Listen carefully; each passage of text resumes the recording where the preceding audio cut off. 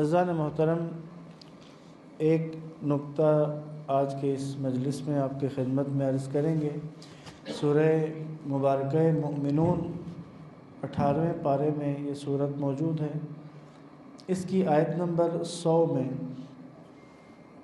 عالم برزخ کے بارے میں جو جملہ اس آیت کے آخر میں آیا ہے کہ وَمِن وَرَائِهِمْ بَرْزَخٌ إِلَى يَوْمِ يُبْعَثُونَ وَمِن وَرَائِهِمْ بَرْزَخٌ إِلَى يَوْمِ يُبْعَثُونَ کہ جو بھی اس دنیا سے چلا جاتا ہے اس کے اور روز قیامت تک کے درمیان میں ایک برزخ ہے کہ جس برزخ میں اس نے قیامت تک رہنا ہے۔ ہمارے سامنے جو انسان اس دنیا سے چلا جاتا ہے اس کے جسد کو ہم اس کی تدفین کرتے ہیں، خاک کے تلے دفن کر دیتے ہیں۔ پھر بعد میں ہم جس طرح آج ذکر کے لیے بیٹھے ہیں، یاد کے لیے بیٹھے ہیں، مختلف مواقع پہ ان کے لیے فاتحہ پڑھتے ہیں، کوشش کرتے ہیں جتنی رغبت، جتنی محبت، جتنا تعلق گزرنے والے سے زیادہ ہوتا ہے اسی حساب سے انسان عالم برزخ میں ان کے لیے کچھ کمک کرنے کے لیے، ان کی کچھ مدد کرنے کی جستجو رکھتا ہے۔ لیکن جو موضوع میں چاہ رہا ہوں کہ آج کے اس مجلس میں، اور مختصراً میں زیادہ وقت نہیں لوں گا اپنا بھی اور آپ کا بھی، کہ ہمارا معاملہ برزخ کے معاملے میں زیادہ ناآشنائی کا ہے۔ ہم آشنا نہیں ہیں، جس کا نتیجہ یہ نکلتا ہے کہ ہم اپنے مرحومین کی مدد، ہم اپنے مرحومین کی کمک کے لیے جو کرتے ہیں، اگر ہمیں معلوم ہو جائے کہ ہم نے جتنی کوشش کی اس کا کتنا حصہ وہاں تک منتقل ہو چکا ہے۔ زیادہ تر اگر آپ ہمارا جو برزخ کے ساتھ رابطے کا ایک ذریعہ جس کا معاشرے میں رائج ہے لوگوں کے پاس، وہ خوابوں کا ذریعہ ہے۔ جیسے کوئی لوگ کہہ کے بتاتے ہیں ہم نے آپ کے فلاں مرحوم کو خواب میں دیکھا، ان کو اس کیفیت میں دیکھا، تو جب اس طرح کے وہ خواب سنتے ہیں یا ہم نے خود کبھی خواب میں اس طرح سے دیکھا تو ہم پھر کوئی نہ کوئی ان کے لیے کار خیر کرنے کی کوشش کرتے ہیں۔ کلی طور پہ اگر دیکھیں تو برزخ کے معاملے میں، اگلے عالم کے معاملے میں ہماری آشنائی نہ ہونے کے برابر ہے۔ حتیٰ وہاں کی زبان کو نہیں جانتے، وہاں کے معاملات کو نہیں جانتے، وہاں کن چیزوں کی اہمیت زیادہ ہے، وہاں کن چیزوں کو اہمیت نہیں دی جاتی، اس کے بارے میں آشنائی عمومی طور پہ بہت کم ہے۔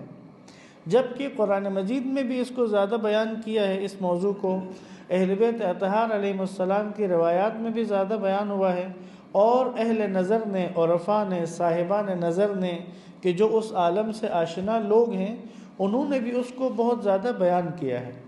اس کے علاوہ پروردگار نے ہر بشر کے لیے، ہر انسان، ہم میں سے ہر ایک کے لیے برزخ کی روزانہ کی پریکٹس رکھی ہوئی ہے۔ کبھی بھی ایسا نہیں ہوتا، یہ خدا کی عدالت کے خلاف ہے۔ جیسے اب آپ خود سوچیں، اگر میرے اور آپ کے لیے ہمیں کسی نئی جگہ بھیج دیا جائے جس کے بارے میں پتہ ہی نہیں ہے، اور وہاں پہنچتے ہی ہماری وہ ٹھکائی شروع کر دی جائے، ہاں جی یہ تم نے غلط کیا، وہ تم نے غلط کیا، بندہ پہلے ہی نئی جگہ پہنچ کے حیران ہے اور وہاں پہنچتے ہی جو سزائیں بھی شروع کر دی، تو الغرض ایسا لگتا ہے کہ برزخ کا معاملہ چونکہ زیادہ کھول کے اس کو بیان نہیں کیا جاتا، مطرح نہیں ہے، اس وجہ سے ناآشنائی کی وجہ سے یہ بات تھوڑی سی اس طرح سے ایک مشتبہ ہوتی ہے۔ عالم برزخ ہم میں سے کسی کے لیے بھی نیا نہیں ہوگا، ہم میں سے کسی کے لیے بھی، حتیٰ جو چھوٹا بچہ جس دنیا سے چلے جاتے ان کے لیے بھی نیا نہیں ہے۔ کیوں؟ کیونکہ اللہ نے یہ عدل الہی کے خلاف ہے کہ مجھے اور آپ کو ایک نئی جگہ جانے کے بعد نہ ہمیں وہاں کے کچھ بھی نہیں پتہ، ایک دم پہنچے اور وہاں پتہ چلا کہ یہاں پہ ابھی یہ والی سزا بھی ہمیں ملے گی، یہ والی سزا بھی ملے گی، ناآشنا نہیں ہوگا، متوجہ نہیں ہے۔ وَإِلَّا یہ جو میں اور آپ خواب دیکھتے ہیں، خواب کیوں رکھے گئے اس عالم میں میرے اور آپ کے لیے؟ خواب خود ایک عالم ہے، عالم خواب بھی ایک عالم ہے جس تک میری اور آپ کی رسائی رکھی گئی ہے۔ جب بھی رات کو ہم ہر رات سوتے ہیں تو مجھے اور آپ کو عالم خواب تک رسائی ملتی ہے، اور عالم خواب میں جا کے میں اور آپ ٹور پھر کے وہاں پہ کھا پی کے گھوم پھر کے واپس دوبارہ اس عالم میں آ جاتے ہیں۔ تو نیند کو حدیث میں ہے، نیند کو اللہ کے نبی نے نیند کو چھوٹی موت اور موت کو بڑی نیند کہا ہے۔ نیند کو کہا کہ یہ چھوٹی موت ہے، اور موت کو کہا کہ وہ بڑی نیند ہے، یعنی یہ ایک دوسرے کے ساتھ ہیں۔ جب انسان کی روح عارضی طور پر عالم خواب میں جائے، یہ بھی روح کا نکلنا ہے بدن سے۔ اللہ یتوفی الانفس حین موتہا، اللہ تمہاری روحوں کو پکڑتا ہے، اٹھاتا ہے جب تم سو جاتے ہو، پھر جن کی زندگی اس دنیا میں باقی ہے ان کو واپس بھیج دیتا ہے صبح کے وقت، اور جن کا ٹائم ختم ہو گیا ہے ان کی روحوں کو روک لیتا ہے۔ تو قبض روح تو ہر رات کو ہو رہی ہے، لیکن جو رات کو میرے اور آپ کے سونے پہ روح نکلتی ہے وہ عالم خواب میں جاتی ہے، برزخ میں نہیں۔ عالم خواب کس لیے رکھا ہے؟ تاکہ میری اور آپ کی برزخ کی پریکٹس ہو جائے۔ کتنے ایسے لوگ تھے، نیک لوگ، کہ جن کی روح پرواز کر گئی، وفات پا گئے، اور انہیں ایک عرصے تک یہ لگا کہ ہم خواب دیکھ رہے ہیں، اور جب متوجہ ہوئے کہ بھئی میں جاگ ہی نہیں رہا، میں تو جاگ نہیں رہا، مجھے لگ رہا ہے کہ میں خواب میں ہوں، میں جاگ نہیں رہا، تو جب متوجہ ہوئے تو تب انہیں بتایا گیا کہ نہیں، آپ خواب میں نہیں ہیں، آپ عالم برزخ آ چکے ہیں، آپ اس عالم سے گزر چکے ہیں۔ تو خواب میں اور آپ جو دیکھتے ہیں اس میں برزخ کی مجھے اور آپ کو پریکٹس کروائی جا رہی ہے۔ دیکھیں نا، کوئی زیادہ فاصلہ نہیں ہے عالم خواب اور میرے اور آپ کے درمیان میں۔ ابھی اگر میری مجلس تھوڑی سی گاڑی اور خشک ہو جائے تو آپ میں سے کچھ لوگوں نے عالم خواب میں پہنچ جانا ہے، اتنا سا فاصلہ ہے مجھ میں اور عالم خواب میں۔ خشک ہو جائے مجلس، ذرا گاڑی ہو جائے اور اوپر سے ہیٹر کی گرمی بھی آپ کو لگے تو عالم خواب تک پہنچنے کے تمام وسائل مہیا ہو جاتے ہیں، بندہ جو ہے وہ چند لمحوں میں عالم خواب میں پہنچ جاتا ہے۔ عالم خواب میں، اس عالم میں اور اس عالم میں حالانکہ لمحوں کا فرق ہے، آنکھ لگی اور پہنچ گئے، لیکن فاصلہ کتنا ہے؟ یہاں پہ زمان و مکان کی قید ہے، آپ کو اپنے گھر سے یہاں تک آنے میں، گھر سے نکلنا، گاڑی میں بیٹھنا، یہاں آنا، اترنا یہاں، لیکن عالم خواب میں مکان کی حد ختم ہو گئی، آپ لمحہ بھر میں دنیا کے ایک کونے سے دوسرے کونے میں پہنچ جاتے ہیں۔ خوابوں میں یہ ہوتا ہے کہ ایک دنیا کے اس کونے سے مشرق سے مغرب تک پہنچنے میں لمحہ لگنا ہے، ایک لمحے میں آپ مشہد میں ہیں، اسی لمحے کے اگلے حصے میں آپ دوبارہ فیصلہ آباد ہوں گے۔ زمان کی قید بھی نہیں اور مکان کی قید بھی نہیں۔ ایک شخصیت سے آپ خواب میں ملاقات کر رہے ہیں، چند ہی لمحوں میں وہ چینج ہو کے کوئی اور سامنے ہو جاتا ہے، جبکہ جس شخصیت سے ملے وہ کراچی میں تھا، اور وہ جو بندہ چینج ہوا تو وہ ہو سکتا ہے کہ دنیا کے کسی دوسرے کونے میں ہو۔ تو پس عالم خواب میں زمان کی حد بھی نہیں ہے اور مکان کی حد نہیں ہے، یعنی اس عالم مادہ کے تمام قیود اور حدود ختم ہو جاتی ہیں۔ تو یہ جو عالم خواب ہے، یہ میری اور آپ کی برزخ کی پریکٹس ہو رہی ہے۔ یہی وجہ ہوگی کہ ہم میں سے کوئی بھی مرنے کے بعد جب برزخ پہنچے گا تو اس کے لیے نیا نہیں ہوگا کوئی بھی معاملہ۔ بہت سے لوگوں کو یہی لگے کہ شاید خواب دیکھ رہا ہوں، بہت سے لوگ برزخ کو آہستہ آہستہ قبول کریں گے۔ ضرورت اس بات کی ہے، اس موضوع کو جاننا چاہیے تاکہ ہم اپنی تیاری بھی اچھی کر سکیں اور اپنے مرحومین کی مدد بھی صحیح طرح کر سکیں۔ وَإِلَّا کتنے مرحومین ایسے ہیں جن کے نام پہ یہاں لاکھوں کی خیراتیں کی جاتی ہیں اور وہاں انہیں 100 روپے بھی نہیں مل رہے ہوتے، اور وہ وہاں بیٹھ کے انتظار کر رہے ہوتے ہیں کہ ہمارے پسماندگان ہمیں کچھ بھیج کیوں نہیں رہے۔ ایک خاتون، اس کا شوہر انتقال کر گیا، ایک ہی یتیم بچہ تھا اس کا، 4-5 سال کا، 6 سال کا۔ اب اس خاتون کی شوہر بھی گزر گیا، مالی حالت اتنی اچھی نہیں تھی، لیکن خاتون متوجہ تھی کہ اپنے شوہر کے لیے کچھ نہ کچھ خیرات کرے۔ ہر شب جمعہ، جس طرح آج شب جمعہ ہے، ہر شب جمعہ کو پورے ہفتے میں سے کوئی آدھا پاؤ گوشت لے کے شب جمعہ کو اس کا شوربہ تیار کر کے گوشت کی دونوں جتنی بوٹیاں اور شوربہ سمیت محلے میں کسی کے ہاں بھجوا دیتی تھی، اور یہ ہر شب جمعہ اس نے کیا۔ 6-7 سال ہر شب جمعہ یہ کیا ہے اپنے شوہر کے اصال ثواب کے لیے۔ اب اس کا وہ جو 5-6 سال کا بچہ تھا وہ 12-13 سال کا ہو گیا، تو اب اس نے دیکھا کہ اماں ہفتے میں ایک دن اچھا کھانا پکاتی ہیں، وہ بھی باہر کسی کو دے دیتی ہیں۔ اس دن ماں نے بنایا کھانا اور بیٹے کو پکڑایا کہ فلاں کو جا کے دے کے آؤ۔ بچہ چلا گیا اور راستے میں اس نے سوچا کہ بھئی یہ ایک ہی دفعہ ہفتے میں ماں اچھا کھانا بناتی ہے اور یہ بھی کسی نہ کسی کو دے دیتی ہے، ہمارے لیے صرف وہ شوربہ و یخنی ہی رہ جاتی ہے۔ وہ گلی کی نکر پہ بیٹھ گیا اور وہ بوٹیاں کھا کے شوربہ پی کے واپس گھر آ گیا۔ گھر آیا، اس رات بیوی نے شوہر کو خواب میں دیکھا۔ شوہر نے کہا آج تم نے جو بھیجا تھا وہ مجھے ملا ہے، آج تم نے میرے لیے کچھ خیرات کی تھی وہ آج مجھے ملا ہے۔ بیوی نے کہا بندے خدا، پچھلے 7 سالوں میں کوئی شب جمعہ نہیں ہے جب میں نے تمہارے لیے خیرات نہ کی ہو۔ اس نے کہا مجھے ایک دفعہ بھی نہیں ملا ہے، آج ملا ہے فقط، آج مجھے فرشتے نے لا کر دیا، کہا یہ تمہاری زوجہ نے تمہارے لیے بھیجا ہے۔ خواب سے بیدار ہوئی، آدھی رات کا وقت ہے، پریشان ہو گئی، بیٹے کو جگایا۔ اب آدھی رات کو ماں نے جگایا، کہا بیٹا بتاؤ کھانا کہاں دیا تھا، کھانا کس کو دیا تھا؟ اب ڈر گیا، آدھی رات ماں کہا وہاں دیا جہاں آپ نے کہا تھا۔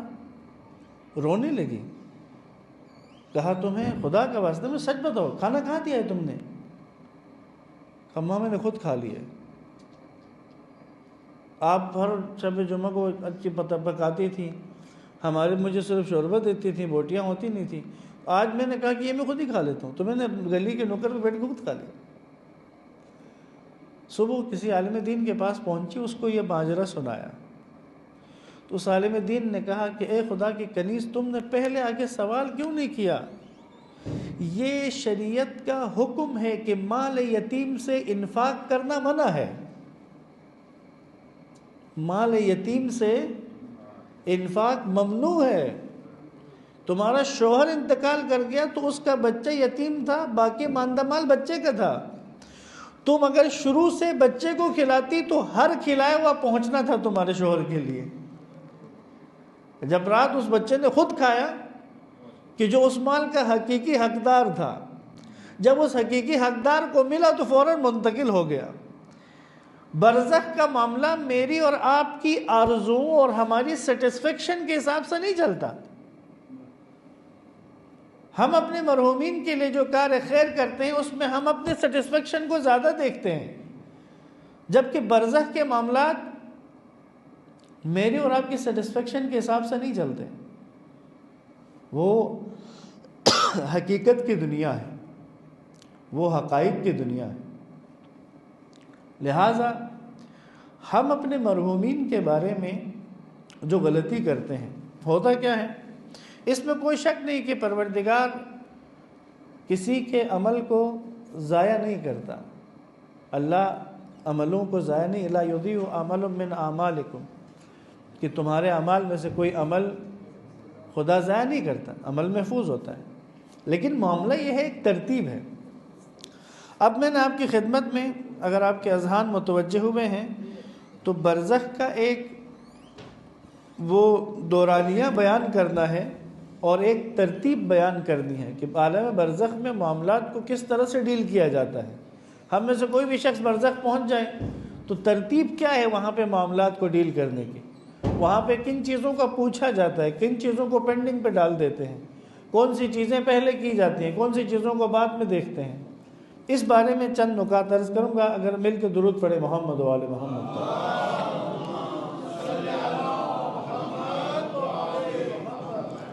جب بھی کوئی انسان اس دنیا سے جاتا ہے، سب سے پہلا سوال نارملی جو لوگوں کے اذہان میں ہے سب سے پہلا سوال نماز کا ہوگا، نہیں، سب سے پہلے جو نیکی کام آئے گی، روایت موجود ہے، قبر میں پہنچنے کے بعد پہلی نیکی جو انسان کی مدد کرنے کو پہنچتی ہے وہ راحت ہے جو اس نے مومن کے دل کو پہنچائی ہے، قلب مومن کو جو خوشی پہنچائی ہے، قلب مومن کو جو راحت پہنچائی ہے، وہ سب سے پہلے انسان کی مدد کرنے قبر میں پہنچتی ہے۔ سب سے پہلے جس چیز کی سزا کا سامنا کرنا پڑتا ہے وہ قلب مومن کو دی گئی تکلیف ہے۔ سعد بن معاذ بڑے اصحاب میں سے رسول خدا کے، اور قربانیاں بھی زیادہ تھیں، انتقال کر گئے۔ اللہ کے نبی بغیر جوتوں کے پا برہنہ اس کے جنازے میں شامل ہوئے، اور جنازے کے دوران اللہ کے نبی نے تکبیر بلند کی۔ پوچھا یا رسول اللہ آپ نے تکبیر بلند کی، کیا ہوا؟ کہا ابھی اسرافیل، میکائیل ہزاروں فرشتوں کے ساتھ اس کے جنازے کی مشیت میں شامل ہو گیا۔ کچھ دیر کے بعد اللہ کے نبی نے دوبارہ تکبیر بلند کی، پھر پوچھا یا رسول اللہ آپ کا اب جبریل آ گیا ہے 70,000 فرشتوں کے ساتھ اس کے جنازے کی مشیت کرنے کے لیے۔ قبر میں جب سعد کو اتارا گیا تو اللہ کے نبی اس کے قبر کے سرہانے پہ بیٹھے ہوئے تھے۔ جب اس کی قبر بند کر دی گئی تو سعد کی ماں قریب تھی۔ سعد کی ماں نے کہا جنت مبارک ہو سعد۔ اللہ کے نبی نے کہا نہیں، اس وقت سعد فشار قبر میں مبتلا ہے۔ سب کے رونگٹے کھڑے ہو گئے یہ سن کر، اتنا جو اس کا استقبال تھا۔ تو اللہ کے نبی نے فرمایا یہ جو میرا آنا ہے، یہ جو فرشتوں کا آنا ہے، یہ سعد کی اجتماعی ذمہ داریوں میں دی گئی قربانیوں کا صلہ ہے۔ اس نے اجتماعیات کے اندر، اجتماعی معاملات کے اندر دین کے کولیکٹیو سسٹم کے لیے جو اس نے قربانیاں دی ہیں، اس کے لیے جو اس نے تکلیفیں برداشت کی ہیں، یہ اس کا صلہ تھا جو اتنا پروٹوکول اس کو ملا ہے۔ لیکن قبر میں پہنچنے کے بعد پہلی سزا جو اس کو مل رہی ہے، کیونکہ وہ اپنی زوجہ کے ساتھ بد کلامی کرتا تھا، گھر والوں کے ساتھ اخلاق اچھا نہیں تھا، فشار قبر شروع ہو گیا۔ پہلی سزا جس کا سامنا انسان قبر میں جا کے کرتا ہے، پہلی سزا وہ تکلیف اور اذیت ہے کہ جو دوسروں کے دلوں کو دی ہے، چاہے وہ زبان سے دی ہے، چاہے وہ ہاتھ سے دی ہے، پہلا سامنا کرتا ہے، اور پہلا انعام بھی اسی حساب سے ملتا ہے۔ ایک طالب علم، ایک مومن بندہ، نیک و پرہیزگار شخص کوئی ایک قبرستان سے گزرا تو وہاں تازہ قبر بنی ہوئی تھی۔ نارملی تازہ قبر پہ پانی کا چھڑکاؤ ہو، اوپر کوئی پھول وغیرہ ہو تو پتہ چلتا ہے تازہ قبر۔ جب اس نے وہ تازہ قبر دیکھی تو وہاں بیٹھ کے اس بندے مومن نے فاتحہ پڑھا، اس مرحوم کے اصال ثواب کے لیے سورہ فاتحہ پڑھا۔ گھر آیا، رات کو خواب میں دیکھا تو ایک جوان سے ملاقات ہوئی۔ خواب میں جوان ملا اور اس کو کہا جناب آپ کا شکریہ۔ اس نے کہا تم کون ہو؟ کہا وہی جس کی قبر پہ آج آپ نے فاتحہ پڑھا ہے۔ آپ نے فاتحہ پڑھا، میں آپ کا شکریہ ادا کرنے کے لیے آیا ہوں۔ اس نے پوچھا تم کون ہو، کیا ہوا تمہارے ساتھ؟ اس نے کہا میں مدرسے کا طالب علم ہوں، تو ہم مدرسے میں ہی تھے تو میں بیمار تھا، بخار ہو گیا تھا مجھے، تو اسی دوران میں مدرسے میں چھٹیاں ہو گئیں۔ تو مدرسوں میں نارملی جب چھٹی ہوتی ہے تو بچے طالب علم مہینوں بعد گھروں کو جانا ہوتا ہے تو سب کو جانے کی فکر لگی ہوتی ہے۔ کہتا ہے میں مریض تھا، چھٹیاں ہو گئی تو سب لوگ جانے کے فکر میں تھے، چلے گئے سب، میں بخار کی شدت کے ساتھ پڑا رہا، پھر میری حالت اتنی خراب ہو گئی کہ مجھ سے بستر سے اٹھا بھی نہیں جا رہا تھا۔ کہتا میں نے دیکھا کہ دروازہ کھلا اور ہمارا ایک طالب علم، شکل و صورت میں طالب علم آیا، اس نے آ کے مجھے دیکھا، ارے تمہیں بخار ہے، ٹھہرو میں ڈاکٹر کو لے کے آتا ہوں۔ چلا گیا، کچھ دیر بعد دیکھا تو ایک ڈاکٹر آیا جس نے وہ ڈاکٹروں والا ایپرن پہنا ہوا ہے، آ کے اس نے مجھے دیکھ کے کہا ارے بخار ہے، ابھی ٹھیک ہو جائے گا۔ تو اس ڈاکٹر نے میرے پاؤں کی طرف سے ہاتھ پھیرا، تو جہاں جہاں وہ ہاتھ پھیرا تھا میں ٹھیک ہو رہا تھا۔ لیکن جب اس ڈاکٹر کا کہتا ہاتھ جب میری ناک کو لگا تو میں اپنے بستر سے چھت کی طرف جانے لگا. وہ چھت کے پاس جا کر میں نے نیچے دیکھا تو میرا بدن بستر پہ پڑا ہوا تھا. ابھی میں اس پہ پریشان ہونے لگا تو منظر بدل گیا، اور ایک خوبصورت وادی میں جہاں سبزہ ہے، پانی ہے، ایک ایسا نظارہ تھا کہ جو انسان کو ایسا اپنی طرف اٹریکٹ کرے کہ سب کچھ بھول جائے. میں ایک ایسے منظر میں پہنچ گیا. تو وہاں دیکھا تو ایک حسین و جمیل جوان، نورانی شکل کا جوان میرے پاس آیا، بڑی میری دلجوئی کی. تو میں نے جب اس منظر کے اس حصار سے، اس منظر میں جو انسان ایک محو ہو جاتا ہے، جب میں اس محویت سے نکلا تو میں نے اس سے پوچھا، وہ جو جوان میرے پاس آیا تھا، کہ بھائی میں اپنے مدرسے کے کمرے میں تھا تو یہ میں کہاں آ گیا ہوں؟ تو کہتے اس نے کہا تم برزخ میں ہو. برزخ میں مطلب؟ کہا تم وفات پا چکے ہو. کیسے؟ کہا وہ جس کو تم نے ڈاکٹر کی صورت میں دیکھا وہ ملک الموت تھا. تم چونکہ خدا کے نیک بندے تھے تو ملک الموت ایسی شکل و صورت میں آیا کہ تمہیں ڈر نہ لگے، تمہیں تکلیف نہ ہو، اس لیے وہ ایسی شکل و صورت میں تمہارے پاس بھیجا گیا. تم برزخ میں ہو. تو میں نے کہا میں برزخ، میری قبر کہاں ہے اگر میں برزخ میں ہوتا ہوں؟ تو کہتے اس نے کہا اگر دیکھنا چاہتے ہو تو دیکھو. تو جب مجھے میری قبر دکھائی گئی تو وہاں پر آپ فاتحہ پڑھ رہے تھے. جب میں نے اپنی قبر کو دیکھا تو جب آپ نے فاتحہ پڑھا تو وہ جو جوان میرے ساتھ تھا اس نے مجھے ایک ٹوکرا دیا غذا کا، کہا یہ اس شخص نے تمہارے لیے بھجوایا، وہ جو تمہاری قبر پہ فاتحہ پڑھ رہا تھا. تو یہ جوان کہتا ہے میں نے اس ساتھی سے کہ جو میری مدد کر رہا ہے، جو میرے ساتھ بہت شفیق ہے، میں نے اس سے پوچھا تم کون ہو جو میری اتنی مدد کر رہے ہو، جو میرے ساتھ اتنے شفیق ہو؟ اس جوان نے، اس نورانی چہرے والے جوان نے کہا میں تمہاری وہ نیکی ہوں کہ جو تو نے مومنین کے قلوب کو راحت کی شکل میں پہنچایا تھا، اور اللہ نے مجھے مقرر کیا ہے کہ میں تا قیامت تمہارا ساتھ رہوں، تمہاری مدد کروں، عالم برزخ کے تمام مراحل میں تمہارا مدد، تمہارا ساتھ دوں.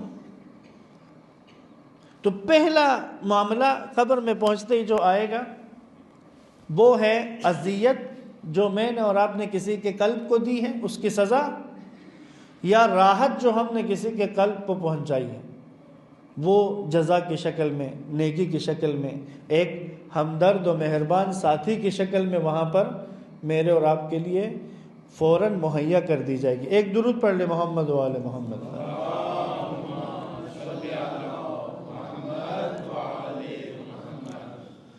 اب تھوڑا سا اور سمیٹ لیتا ہوں، کچھ اہم باتیں وہاں کی بتانے لگا ہوں. عالم برزخ میں معاملات کا جو حساب و کتاب و جانچ و پڑتال ہے وہ واجبات سے شروع ہوتا ہے. سٹارٹنگ پوائنٹ واجبات ہے. مثلا پہنچے قبر میں جو سوال و جواب کا معاملہ ہے وہ بھی ایک تفصیلی موضوع ہے، میں کسی اور موقع پہ اگر اس موضوع پہ بات کر سکا تو، کہ خود جو سوال و جواب ہے یہ بھی ایک موضوع ہے کہ جو حل کرنا ہے. اللہ ہم سب کا رب کون ہے بولیے گا؟ اللہ. ہمارے نبی کون ہیں بچے آپ بتائیں؟ امام کتنے ہیں؟ ہماری کتاب کون سی ہے؟ ان سوالوں کے جواب مجھے اور آپ کو قبر میں کیوں نہیں آئیں گے؟ کبھی سوچیں اس پہ؟ قبر کا سوال و جواب، من رب کا، من نبی کا، من امام کا، من کتاب کا، من دین کا. کبھی غور کریں. یعنی وہاں عربی میں پوچھیں گے اس لیے نہیں آئیں گے؟ نہیں، ایسا نہیں. معاملہ کچھ اور ہے. تو خود قبر کے سوال و جواب کو بھی کھول کے بیان کرنے کی ضرورت ہے تاکہ مجھے اور آپ کو سمجھ آئے کیوں وہ سوال و جواب مشکل ہوتے ہیں. یہ سوال و جواب جو یہاں اتنے آسان ہیں کہ ہمارا 3 سال کا بچہ بھی بتا دے گا کہ رب کون ہے، اور وہاں بڑے بوڑھوں کو سمجھداروں کو بھی وہاں پہ جواب نہیں آئے گا. اس کے پیچھے وجوہات ہیں، ابھی اس کو نہیں بیان کر رہا. ابھی میں نے جو برزخ کی چند چیزیں بیان کر دی. عالم برزخ کو اگر ہم تقسیم کریں تو وہاں پہ پہلے واجبات کو پوچھا جاتا ہے اور جب تک واجبات کا مسئلہ حل نہ ہو مستحبات کی جزا نہیں ملے گی، مستحبات کی جزا محفوظ ہوگی، لیکن واجبات جب تک حل نہ ہو مستحبات سے استفادہ نہیں کر سکیں گے، کیونکہ واجبات والے معاملے سے گزرنا ضروری ہے۔ یا اگر آج کی دنیا کی محسوس مثال سے میں یہ بات سمجھانا چاہوں تو گویا اپنی قبر سے سوال و جواب کے بعد ہم نے سفر کرنا ہے، مومنین کی اکثریت نے سفر کرنا ہے وادی السلام کی طرف۔ وادی السلام عالم برزخ کی جنت کا نام ہے، وادی برہوت عالم برزخ کی جہنم کا نام ہے۔ وادی السلام تک پہنچنا ہے مومنین نے، لیکن اپنی قبر سے لے کر وادی السلام تک کا جو فاصلہ ہے اس رستے میں چیک پوسٹیں ہیں مختلف۔ ایک جگہ نماز کی چیک پوسٹ ہے، روزے کی چیک پوسٹ ہے، خمس و زکوٰۃ کی چیک پوسٹ ہے، حج کی چیک پوسٹ ہے، اسی طرح امر بالمعروف و نہی عن المنکر کی چیک پوسٹ ہے، اور ایک سب سے خطرناک چیک پوسٹ ہے حقوق العباد کی چیک پوسٹ، سب سے خطرناک۔ ہمارے ایک عارف استاد ہیں، صاحب نظر ہیں، یہ ان کا جملہ ہے، انہوں نے فرمایا لوگوں کی کثیر تعداد حقوق العباد کی چیک پوسٹ پہ پھنسی ہوئی ہے، اور یہاں پسماندگان ان کے لیے وادی السلام میں محلوں پہ محل تعمیر کروا رہے ہیں۔ مرحوم چیک پوسٹ پہ پھنسا ہوا ہے، وادی السلام وہ پہنچ نہیں سکا ہے، اور یہاں سے جو مستحب خیرات کیے جا رہے ہیں وہ وادی السلام میں اس کے محل میں مزید رنگ روغن کیے جا رہے ہیں، نئے نئے قالین بچھائے جا رہے ہیں۔ جناب مرحوم حقوق العباد کے چیک پوسٹ پہ پھنسے ہوئے ہیں، وہاں سے آگے بڑھ ہی نہیں سکتے۔ توجہ رکھیں، ہماری مائیں بہنیں متوجہ رہیں۔ اب میں کوشش کرتا ہوں اور اس کو سلیس کروں اور ایک ترتیب پہ لے آئیں۔ قبر سے نکلے رستہ، یہ رستہ جانا ہے وادی السلام پہ، لیکن وادی السلام سے پہلے جتنے مرحلے ہیں وہ واجبات کے مرحلے ہیں، ان سے گزرے گا تو وادی السلام پہنچے گا۔ مستحبات، جتنی بھی مستحبات جو میں نے اپنی زندگی میں کی ہیں یا مرنے کے بعد ہمارے پسماندگان جو مستحبات ہمارے لیے کر رہے ہیں، یہ میں نے جو کیے وہ بھی، اور بعد میں میرے جو پسماندگان کریں گے وہ بھی، مسلسل وادی السلام میں میرے لیے جو جگہ بنی ہے وہاں پہ جمع ہوتے جا رہے ہیں، اور میں خود ان تمام چیک پوسٹوں سے گزر کے میں نے جانا۔ نماز والی پہ پہنچ گیا، السلام علیکم جناب۔ میں جوانوں کو، بچوں کو سمجھانے کے لیے امیگریشن کاؤنٹر کی مثال دیتا ہوں۔ نماز والی چیک پوسٹ پہ پہنچ گئے مرحوم، اور اپنا جو شناختی کارڈ یا پاسپورٹ تھا وہ دے دیا، فرشتے نے سسٹم میں ڈالنا، کیونکہ فرشتے نے سٹمپ لگانا ہے تو یہاں سے کراس ہونا ہے، اور فرشتے نے سسٹم میں ڈال کے کہا کہ جناب عالی 4 سال کی نمازیں رہتی ہیں آپ کی۔ اچھا اب کیا ہوگا؟ ویٹنگ لائن، وہاں جا کے انتظار کریں۔ کہ وہاں جا کے نمازیں پڑھوں؟ نہیں، یہاں نہیں پڑھ سکتے، وہاں پڑھنا تھا۔ اب کیا ہوگا؟ انتظار کرو، تمہارے اولاد تمہاری نمازیں پڑھا دیں گے، جب وہ پڑھا دیں گے تو یہاں سے آگے جاؤ گے، نہیں پڑھائیں گے تو یہ سب بیٹھے ہوئے، آپ بھی جا کے بیٹھے، انتظار کریں گے۔ کب حل ہوگا؟ جب یہاں پہ ان کی نمازیں ادا کریں۔ سب سے خطرناک چیک پوسٹ، اسی کا میں ذکر کر کے شاید تمام کروں، حقوق العباد۔ جانتے ہیں حقوق العباد میں کس لیول کے کیس پہ روک دیتے؟ کون سے لیول تک حقوق العباد میں پکڑ ہوتی ہے؟ یہ واقعہ صد حقیقت در قیامت کتاب ہے، اس میں موجود ہے۔ حاجی صاحب پہنچے حقوق العباد کے چیک پوسٹ پہ، سسٹم پہ ڈالا، آپ کی گردن پہ ایک حق ہے۔ کیا حق ہے؟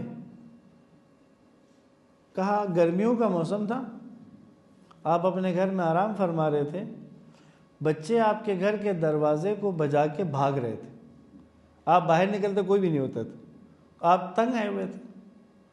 پھر ایسا ہی ہوا، آپ جا کے لیٹے، پھر بچوں نے دروازہ بجایا، آپ جب باہر پہنچے تو جن بچوں نے دروازہ بجایا تھا وہ بھاگ گئے تھے، اور ایک بچہ اس وقت آ رہا تھا، آپ نے اس کو پکڑ لیا کہ کیوں دروازے پہ دستک دی؟ اس نے قسمیں کھائی کہ میں نے نہیں دی ہے دستک، لیکن آپ نے نہیں مانی اس کی بات، اس کو لے جا کے اس کے باپ کے حوالے کیا شکایت کے ساتھ۔ اس کے باپ نے پھر اس کی خوب دھلائی کی۔ یہ جو تہمت تم نے اس بچے پہ لگائی تھی وہ تمہاری گردن پہ موجود ہے، تہمت۔ اب جب تک اس تہمت کو بخشواتے نہیں ہو، یہاں سے آگے نہیں جا سکتے۔ کیسے بخشواؤں؟ انتظار کرو، ہو سکتا ہے تمہاری کوئی نیکی تمہارے کام آئے اور اللہ کی طرف سے تمہیں اجازت ملے کہ اپنے پسماندگان میں سے کسی کے خواب میں جا کے بتاؤ کہ جا کے فلاں سے بخشوا لو۔ اگر ایسا نہ ہوا تو کہا پھر انتظار کرو گے کہ وہ بچہ جب وفات پا کر یہاں سے گزرنے لگے گا تو تب تمہاری اس سے ملاقات کروائی جائے گی، وہ اگر اس وقت تمہیں وہ اپنا وہ گناہ بخش دے یا تمہاری کوئی نیکی تم سے لے کر اپنا وہ گناہ تمہارے لیے معاف کرے گا، تب یہاں سے آگے جاؤ گے، ورنہ نہیں جا سکتے۔ یہ معیار ہے حقوق العباد والی جگہ کا کہ تم نے ایک بچے پہ یہ تہمت لگائی کہ تم نے میرے گھر کے دروازے پر دستک دے کر مجھے تنگ کیا ہے۔ عزیزان محترم، اگر ہم نے اپنے مرحومین کے لیے کچھ کرنا ہے تو لسٹ بنائیں، ترتیب دیں۔ پہلے واجبات، جب تک آپ کے مرحوم کے واجبات ادا نہیں ہیں، بے شک کھانوں پہ کھانا کھلائیں، بے شک قرآن پہ قرآن پڑھائیں، اگر ان کے واجبات اگر رہے ہوئے نا تو جتنا میں اور آپ کریں گے یہ سارا ان کے لیے وادی السلام میں جو جگہ بنی ہے وہاں جا کے جمع ہو جائے گا، ان کے کام نہیں آئے گا۔ جیسے وہ جو پہلا واقعہ بتایا کہ 7 سال اس نے کھلایا، ہر شب جمعہ ایک بوٹی وہاں تک اس کو نہیں پہنچی، ایک اثر، ایک نتیجہ عالم برزخ میں اس کو نہیں ملا۔ بچے نے جب خود کھایا تو اسی رات خواب میں آ کے کہا شکریہ بیگم، آج آپ نے میرے لیے تحفہ بھجوایا ہے۔ وجہ کیا تھی کہ اس وقت بیٹے پہ خرچ کرنا، اس کے یتیم کے اوپر خرچ کرنا واجب تھا، وہ نہیں کر رہی تھی، اپنی ذہنی تسلی کے اوپر کام کر رہے تھے۔ ہم لوگ اپنے مرحومین کے معاملات ہوں یا میرے اور آپ کا ذاتی معاملہ ہو، ہم اپنے برزخ کی تیاری کے معاملے میں ایک بڑے اشتباہ کا شکار ہیں۔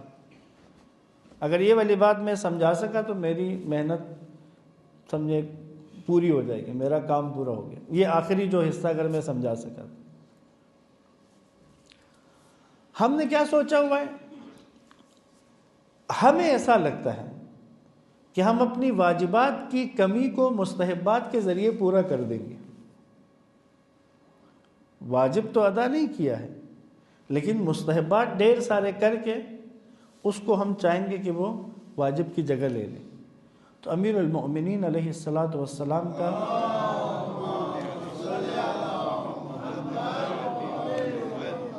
مولا کا فرمان ہے، آپ نے فرمایا مستحبات کبھی بھی واجبات کی جگہ نہیں لے سکتے۔ 400 رکعت مستحب پڑھ لیں نفل ساری رات میں، پوری رات 400 رکعت نماز پڑھی ہے، مثلا ہم میں سے کسی نے، میں نے فجر کی 2 رکعت قضا ہو جائے،